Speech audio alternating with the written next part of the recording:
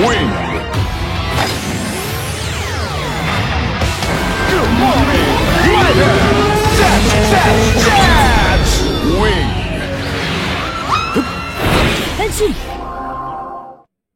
Bisa dibilang 3 episode yang sudah Anda bahas panjang lebar kemarin dihitung sebagai prolog. Jadi untuk memperkenalkan dan memperlihatkan juga cara main Kamen Rider Zetsu itu seperti apa. Nah, episode 4 berasa kayak mulai lagi dari awal, tapi dengan penerapan-penerapan yang sudah kita tahu sejauh ini. Dengan sudah panjangnya pembahasan 3 episode kemarin, total kan sampai 100 menit lebih tuh ya.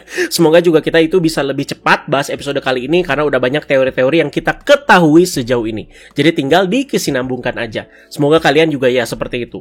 Aneh info dulu di awal ya, kalau pembahasan episode berikutnya, alias episode 5, belum tentu bisa cepat. Seperti yang kalian udah banyak tahu, ya weekend ini event IGX itu sudah dimulai dan Ana itu udah ke BSD itu dari hari Jumat. Dan baru balik ke Bandung itu sekitar Senin atau Selasa lah mungkin ya. Jadi banyak kerjaan, banyak urusan, pulang-pulang juga ya pasti tepar ya. Jadi ditunggu aja dengan sabar. Oke, langsung aja kita bahas, ini dia Kamen Rider Zetsu episode 4. Bang, opening udah ada bang. Itu openingnya udah ada itu tuh. Opening bang. Ya, udah ada. Benar, berarti sesuai yang dijanjikan di websitenya Kamen Rider Official ya. Visual openingnya bakalan muncul di episode 4. Karena kemarin kan sibuk perkenalan dulu dengan prolog dan padat episodenya, ya baru dimunculin di episode 4 ya. Banyak yang gak sabaran banget. Visual openingnya ya sangat menarik sekali, dan buat lagunya yang judulnya Vision ini juga Ana udah bilang catchy dan langsung nyantol di telinga sejak pertama kali didengar jauh-jauh hari, bahkan sebelum tayang. Udah pasti abis ini, bang, bahas openingnya bang, bahas opening bang. Iya, sabar.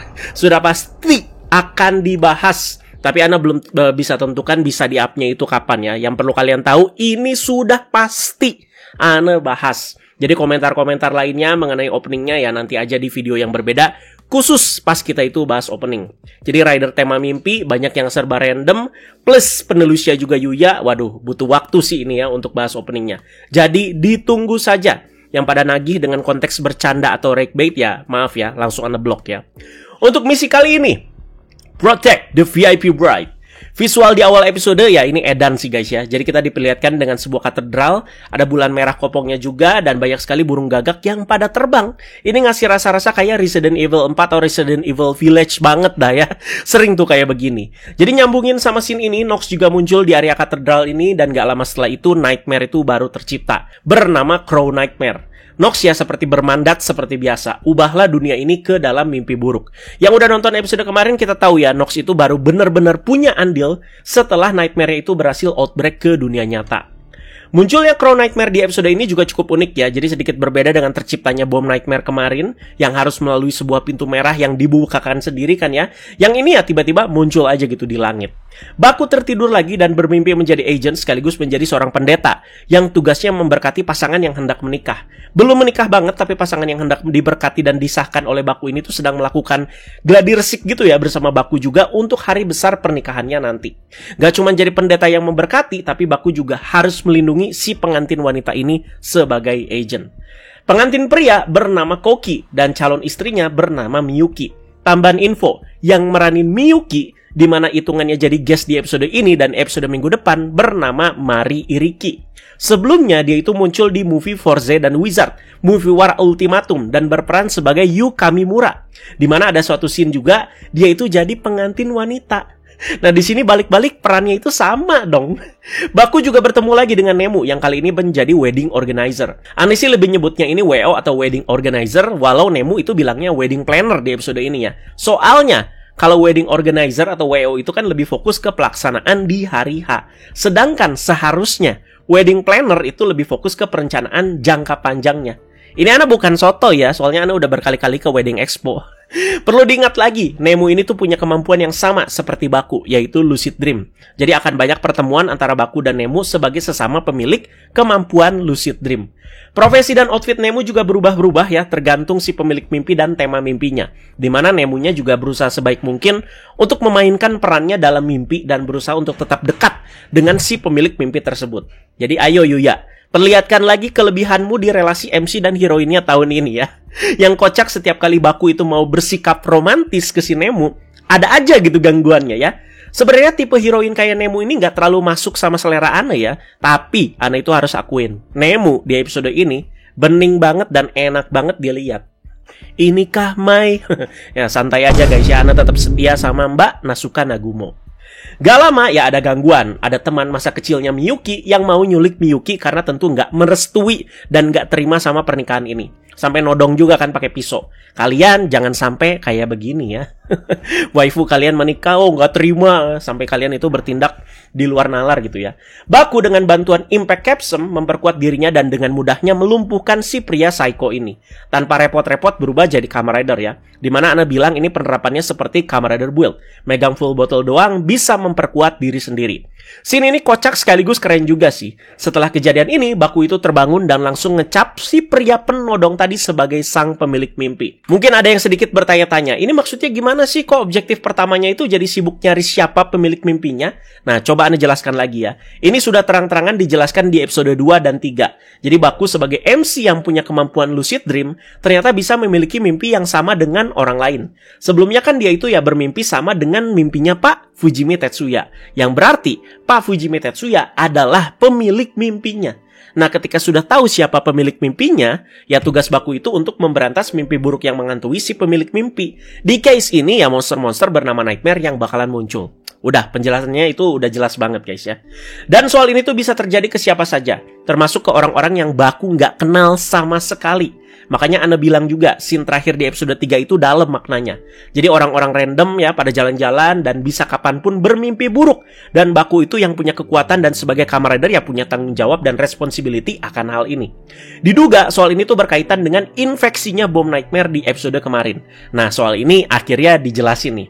Nightmare kan outbreak ke dunia nyata. Jadi banyak fenomena aneh, termasuk langit di dunia nyata yang jadi berwarna ungu. Zero dan Baku belum tahu kalau ini ada ulah Nox juga. Ini kita bahas yang kita lihat ya. Karena Zero menjelaskan, karena kejadian kemarin, banyak orang-orang di dunia nyata jadi pada punya nightmare di mimpinya. Nox kan banyak melepaskan kupu-kupu ungu ya dari tempatnya dia ke dunia nyata. Dan kita lihat efeknya seperti kayak nge-paralyze banyak orang ya. Nah, tindakan Nox ini seperti kayak menyebarkan bibit. Sehingga nanti orang-orang ini tuh bisa memunculkan nightmare di mimpinya lewat keinginan gelap mereka. Kemarin ada yang komentar juga di video bahas-bahas episode kemarin soal nyebarin bibit ini. Tuh, ada yang bener tuh teori kalian ya. Bayangkan, berapa banyak manusia yang udah kena bisa dibilang sama kupu-kupu ungu ini. Berarti soal nightmare outbreak ke dunia nyata emang bener-bener se-urgent itu dan sengeri itu. Dan ini tuh baru sekali loh guys ya. Jadi ekspresi kecewa Baku juga nggak terbilang lebay sih. Dia itu terlihat agak kecewa sama diri sendiri. Walau dibilang ya berhasil ngalahin nightmare-nya pada akhirnya kan ya. Tapi ada satu sisi yang fatal banget dan Baku merasa kecewa dan gagal gitu akan hal ini. Bagusnya dia itu sekarang jadi tahu urgensinya segenting apa jika dia itu gagal ngalahin nightmare di dunia mimpi. Nah, Baku terang-terangan ngomong kok, karena selama ini mimpi, makanya dia itu santai. Nah, sekarang Baku itu sedikit tertampar bisa dibilang ya. Apalagi, walau pintu hati itu belum ada yang terbuka, aksi dan kekacauan yang dilakukan Nightmare di dunia mimpi langsung berdampak ke dunia nyata. Bagian berikutnya, ini sih ya promosi DX yang cukup terang-terangan ya, dimana Baku diperkenalkan dan diberikan Zetsu Gear yang mencakup 3 item. Jadi ada Zetsu kamera, ada Zetsu sensor, dan juga ada Zetsu license. Ini mau pada di-review nggak di channel ini? Ya, sabar aja ya. Baku juga ngegacha Capsem di Capsem Dropper dan mendapatkan 2 Capsem baru, yaitu Stream Capsem dan juga Wing Capsem. Wing Capsem dipakai di episode ini, sementara Stream itu di episode minggu depan ya, yang akan jadi debutnya Technolom Stream. Belum diperlihatkan lebih dalam, Capsem ini tuh terciptanya itu ya gimana, kayaknya untuk Capsem-Capsem biasa sih akan seperti itu seterusnya ya. Tapi untuk upgrade form, super form, semoga ada proses yang lebih dalam yang diperlihatkan. Ya pokoknya sih ini tercipta karena kekuatan mimpi ya, termasuk dari si Baku itu sendiri. Terus ngasih lihat juga lagi fitur para Capsem ini yang bisa dicolok ke Zetsu Phone untuk mendeskripsikan kemampuan Capsemnya. Terus dimasukin juga ke Capsem silinder. Nah udah dah, itu promosi DX banget ya. Itu by the way si Zero nggak bener masukin Capsemnya ke Capsem silinder ya. Jadi belum klop banget udah ditutup aja. Yang bikin kita sedikit heartwarming saat Baku merasa kecewa sama diri sendiri ini ya, Zero sebagai komandan nggak jadi ikut menyalahkan gitu ya, tapi tetap ngasih kepercayaan ke Baku lewat Capsem silinder yang diberikan ke Baku. Sekarang tinggal memantapkan hatimu untuk menjadi agent yang sejati. Lanjut, Baku itu jadi pelari culture sama adiknya, yaitu si Minami ya. Minami sih udah biasa lari pagi, tapi Baku yang baru ikutan langsung kayak ngos-ngosan. Terus ada bagian di mana Baku itu hendak nolong nenek-nenek yang lagi naik tangga. Jadi agak kesusahan ya, karena bawa banyak barang juga. Nah, udah ada niat untuk nolong nih si Baku. Tiba-tiba batang pohon langsung jatuh tepat di atas Baku. Tapi syukur nggak kena, guys. Jadi bukan beres nolong orang aja ini Baku itu langsung kena sial. Tapi ketika dia juga udah ada niat untuk nolong seseorang, alam tuh seperti kayak langsung nangkep niat baiknya ini dan bersiap ngasih kesialan. Kasian juga ya, anak kayak begitu sih lama-lama kayak sedih dan sakit hati gitu. Nah, si nenek tadi berujung ditolong oleh seorang pria, di mana prianya ini adalah pria yang sama yang dijumpai oleh Baku di mimpinya sebelumnya. Si pria psycho yang mau nyulik Miyuki dari pernikahannya dan sampai nodong-nodong bawa pisau. Apalagi bajunya juga sama banget ya. Di case ini, Baku itu nggak kenal sama sekali sama si pria ini. Dan yang bikin aneh, ini orang di dunia nyata kok baik ya, sampai nolongin nenek-nenek. Karena penasaran, Baku itu jadi ngebuntutin. Bahkan sampai mendok juga di sebuah kedai makan kecil dan nguping pembicaraan si pria ini sama temennya. Baku itu pengen memastikan apakah si pemilik mimpi itu ya si pria ini. Coba kita jabarkan hasil ngupingnya Baku ini dan kita itu dapat info apa aja. Anjay, kita itu sebagai penonton juga berasa jadi agentnya ya. Terkuak, nama lengkap dari si pengantin wanita adalah Miyuki Asamiya, anak dari menteri luar negeri. Berarti kedudukan bapaknya ini penting banget nih. Makanya Baku juga sampai ngelindungin mati-matian kan, dan bahkan nyangka si pria psycho ini tuh kiriman partai lain yang jadi lawan bapaknya. Sementara itu si pengantin pria adalah pewaris konglomerat bernama Takarada. Pewaris, bukan perintis. Jadi pasangan ini tuh udah kayak best kombi banget lah ya. Kedudukan kedua orang tuanya juga sama-sama tinggi dan juga terpandang. Si pria ini yang kayak cuman pria biasa, walau kecewa, ya nggak bisa lah kalau mau nyaingin ya. Dan dari sini kita juga jadi tahu nama pria ini siapa, yaitu Ipei Doi. Namanya unik banget ya. Yang ternyata dia adalah tetangganya Miyuki. Dan sampai titik ini dia itu masih merasa yakin gitu kalau Miyuki itu nggak mau-mau amat nikah sama pengantin prianya sekarang. Ipei juga tentu ya punya rasa sama si Miyuki ini. Semua percakapan ini direkam oleh Baku dengan Zetsupon dan disampaikan ke Komandan Zero. Wah, dari sini si Baku ini tuh makin yakin nih. Si Ipei ini tuh si pemilik mimpinya nih. Zero tentu sangat mengapresiasi hasil kerja Baku ini di dunia nyata. Tuh kan, ternyata lu bisa. Jadi suportif banget ini si Komandan Zero ya. Dan kadang dia itu suka lucu lagi ya. Kita juga sampai dikasih lihat itu garis-garis relasi di sebuah lukisan lewat proyeksi gitu di markasnya si Komandan Zero dan Baku. Di webnya Kamen Rider Official suka banyak banget nih yang kayak gini ya, ngasih garis relasi seperti ini. Jadi lewat penjelasan dan cerita Ane tadi harusnya udah terjelaskan dengan cukup jelas ya. Dan yang baru kita nyadar, Baku itu udah bertahun-tahun jadi agent dalam dunia mimpi. Dan pengalaman itulah yang sangat berguna buat aksi-aksinya Baku di dunia nyata. Ini pas seperti yang Anda bilang ya, Baku yang walaupun cupu di dunia nyata bisa terus bergerak maju karena ada dorongan dari dirinya versi dunia mimpi yang lebih baik. Jadi seperti yang kayak sebelum-sebelumnya, nolongin bocil cewek lah, maju ngelawan bom nightmare walau sempat gemeter dan takut. Berarti udah dari kapan nih Baku itu mimpi jadi agent ya? Mungkin aja dan bisa aja sejak dia itu masih kecil guys ya, karena udah ngefans sama agentnya dari situ. Tapi baru bener-bener jadi real agent dan Kamen Rider ya baru-baru ini. Sekarang udah nggak main agent-agentan lagi guys ya, tapi udah beneran 100% jadi agent. Jadi udah ada bahaya nyata nih yang dia hadapi ya. Malam tiba, Baku tidur tentu saja dan meneruskan lagi misinya ini di dunia mimpi. Dimana hari ini tuh jadi hari penting karena wedding yang sesungguhnya bakalan dilaksanakan. Tentu saja Baku ketemu lagi sama Nemu yang udah duluan ada di mimpi ini, dimana Nemu itu sibuk ngebantu mempersiapkan dan mendampingi si Miyuki. Kali ini Baku dan Nemu itu serumpun. Gak kayak kemarin, Nemunya itu kan berusaha keras nangkep si Baku ya. Jadi Baku itu punya task ngelindungin si pengantin wanita bagaimanapun caranya. Sementara itu Nemu ya berusaha sebaik mungkin untuk memainkan perannya dalam mimpi dan berusaha untuk tetap dekat dengan pemilik mimpi tersebut. Jadi kondisi ini nih yang bikin si Baku dan juga Nemu itu harus support satu sama lain. Harus begini situasinya agar kita itu bisa melihat relasi dan interaksi menarik juga antara Baku dan Nemu. Semoga ya terjelaskan soal ini ya. Jadi ya promosi DX lagi di sini di mana Baku itu menaruh Zetsu sensor di luar area gereja agar bisa mendeteksi jika ada ancaman yang datang. Terlihat Ipei juga muncul lagi di mimpi ini dan memantau dari kejauhan. Upacara pernikahan tiba dan benar ya, Crow Nightmare itu datang untuk mengganggu.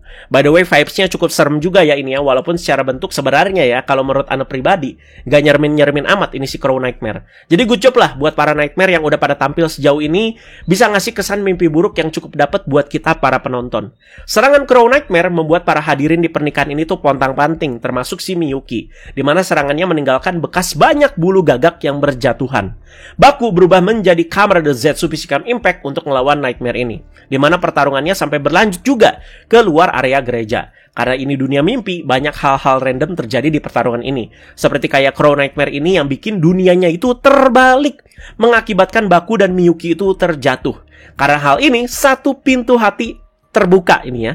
Kalian lihat nggak sih, pintu hatinya ini berada di tempat yang berbeda lagi. Nah, inilah lokasi berbeda yang harus dicari lagi sama Baku untuk mendapatkan clue dan memahami sisi psikologisnya dan keinginan gelap sang pemilik mimpi. Dan disinilah kita itu ditampakkan dan diperlihatkan dengan aksi dari form baru Zetsu yang masih dalam kategori Physicam, yaitu Zetsu Physicam Wing. Miyuki itu berhasil terselamatkan dan terjadi pertarungan udara antara Zetsu Physicam Wing dan juga Crow Nightmare. Ini Zetsu ya, pas kondisi bagian sayapnya lagi nggak ngepak, kan terlihat kayak dipakein jubah gitu ya. Makin terasa banget feel kayak American superhero-nya. Di pertarungan ini, Baku itu menangkap sesuatu yang aneh. Ini kan dunia mimpinya tuh lagi terbalik ya, gara-gara ulah si Crow Nightmare tadi. Tapi kok cuman Miyuki tadi yang jatuh sampai-sampai harus diselamatin sama si Baku. Orang-orang lain, kayak si pengantin pria, si Ipei yang masih ngestalk, di situ kagak jatuh guys. Si Crow Nightmare itu bilang, itulah mimpi buruk yang paling ditakuti si pemilik mimpi. Jadi sedikit twist di sini ya, Baku itu menduga kalau si pemilik mimpi itu bukan Ipei, tapi Miyuki, si pengantin wanita. Miyuki yang pengen jatuh, Miyuki yang pengen diserang juga. Dugaan Baku ini sepertinya benar. Karena kita diperlihatkan dengan POV Miyuki yang sedang tertidur di dunia nyata dan diperlihatkan sedang bermimpi buruk. Oke, mari kita coba prediksi-prediksi ya. Sebelum semuanya itu dijelaskan lebih di episode berikutnya. Di sini Ana gatel pengen bahas lebih lanjut aja ya. Soal Miyuki yang pengen jatuh, Miyuki yang pengen diserang juga. Berarti ini keinginan gelapnya Miyuki. Sama seperti Pak Fujimi Tetsuya yang pengen kantor polisi itu meledak karena bom. Keinginan gelap yang bikin bertanya-tanya termasuk Baku sendiri. Membuat Baku itu ya selalu dalam situasi, hah seriusan lu tuh mau kayak gitu? Jadi kayak dia itu nggak percaya gitu ya. Melihat beberapa catatan yang sudah dikuak di episode ini, Ana sih ada prediksi ya kalau pernikahan ini tuh nggak diinginkan sama si Miyuki. Jadi bapaknya Miyuki itu orang penting, sama juga dengan bapaknya si pengantin pria yang merupakan konglomerat. Ada kemungkinan pernikahan ini dilakukan ya karena ego bapaknya yang maksa ngejodohin agar urusan-urusan seperti kayak politik dan kekayaan itu ya tetap bisa terus berjalan dengan lancar.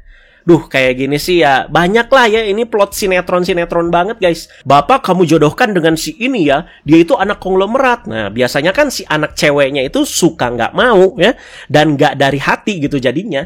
Jadi Miyuki ini tuh punya keinginan agar ada sesuatu nih yang menggagalkan pernikahannya dia. Yaitu diserang guys. Salah satunya sama pria bernama Ipei.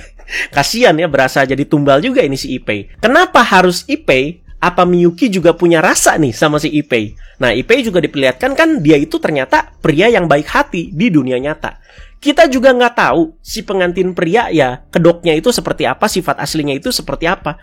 Bisa aja ternyata dia itu ya bangsat. Nah, soal jatuh, mungkin itu trauma terbesarnya si Miyuki. Kayak orang-orang tertentu punya trauma sama kayak ketinggian lah, sama hewan lah. Nah, ini terjadi karena ini kan konteksnya itu mimpi buruk yang udah terjadi di mimpinya. Diperlihatkan dari dunianya yang terbalik.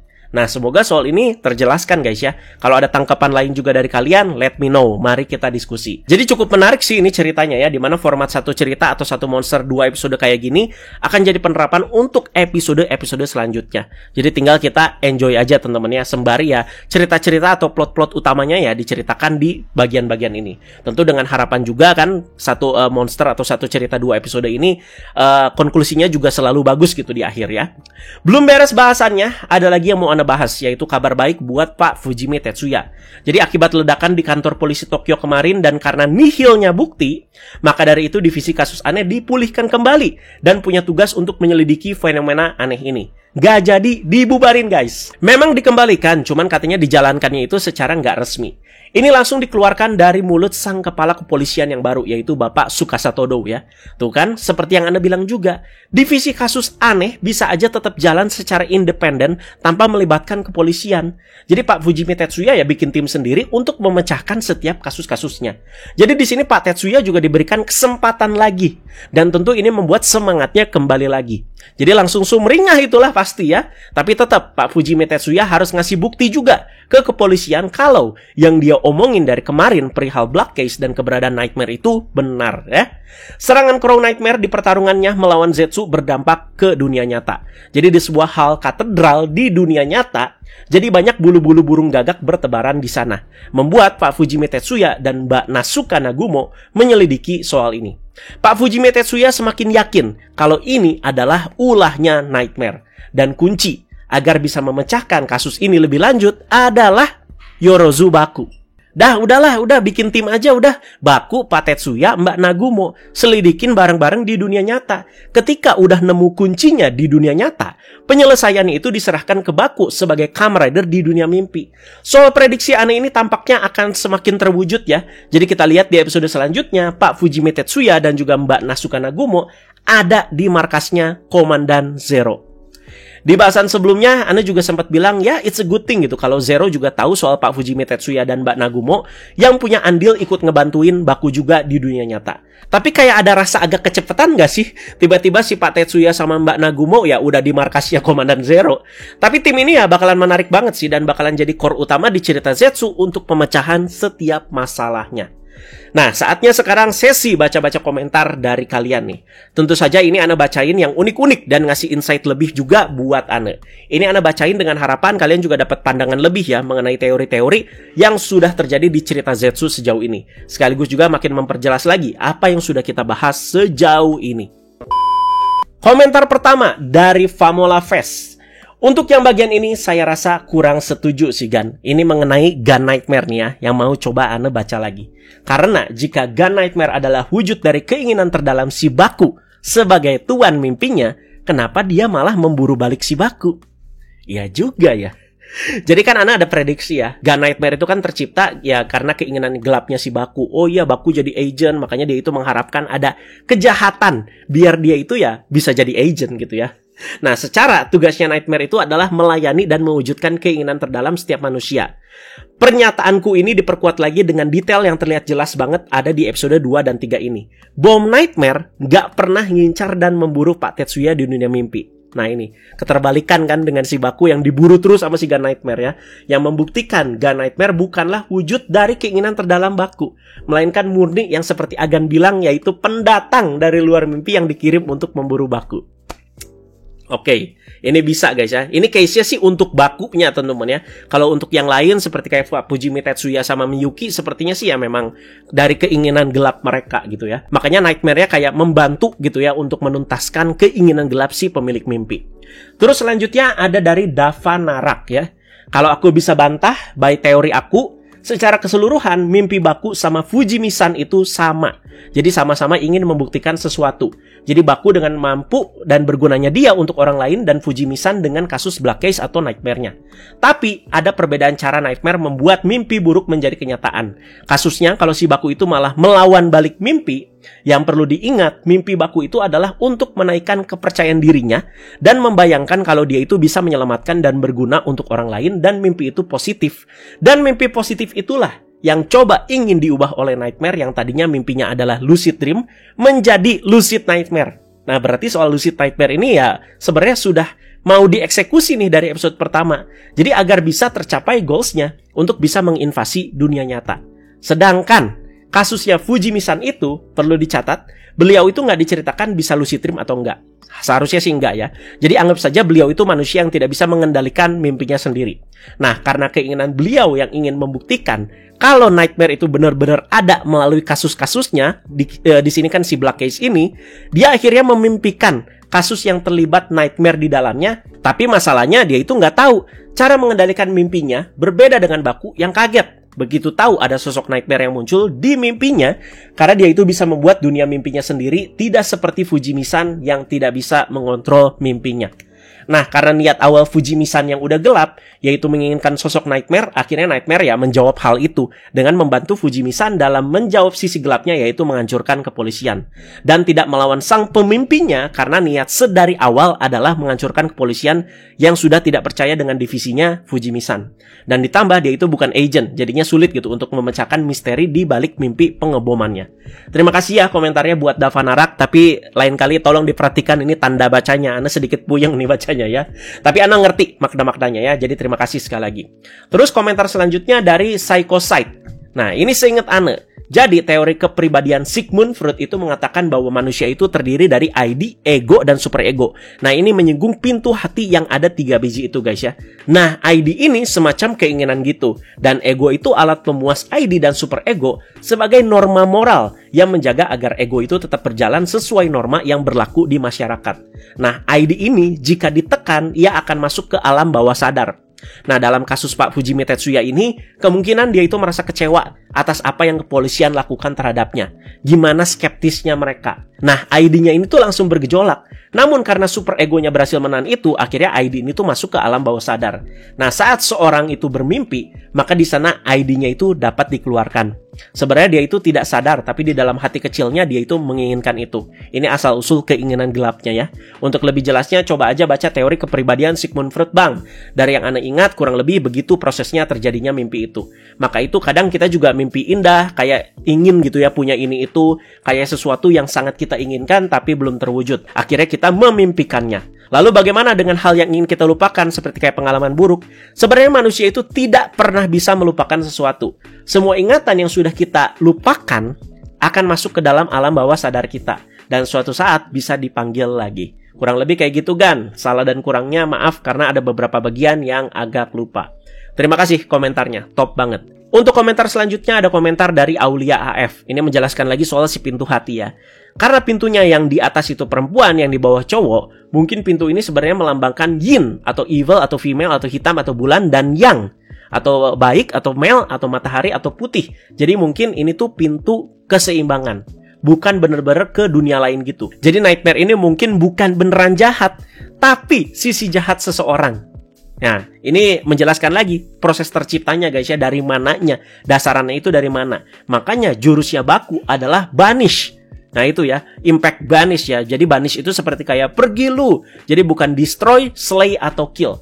Jangan-jangan kalau dihancurkan, keseimbangannya juga hancur. Jadi si pemimpinya itu kayak konslet atau nggak punya kemauan. Bayanganku sih nanti Yetsu itu fungsinya adalah destroy, bukan banish. Terus konflik mereka karena Yetsu itu ya tidak peduli kalau pemimpinya itu dikorbankan. Nah, bisa aja soal ini. Oke, ada 2 komentar lagi guys ya. Jadi di sini ada dari Blue Phoenix 4834. Menurut saya Gan, Baku itu sebenarnya tidak bisa berubah di dunia nyata. Namun, karena batasan mimpi dan realitas sudah mulai menyatu, jadinya Baku itu bisa berubah jadi Kamen Rider. Semangat terus Gan kontennya. Gila, ini komentarnya pendek tapi langsung kayak ngena gitu kan. Iya juga ya. Ini menyambung sama penjelasan Anda soal Baku yang terbangun dengan kasurnya itu yang ada di tengah jalan. Nah itu, soal mimpi dan realitas itu udah mulai menyatu dan juga udah mulai kacau gitu ya. Ini juga bisa menjawab kenapa Baku itu bisa berubah di dunia nyata.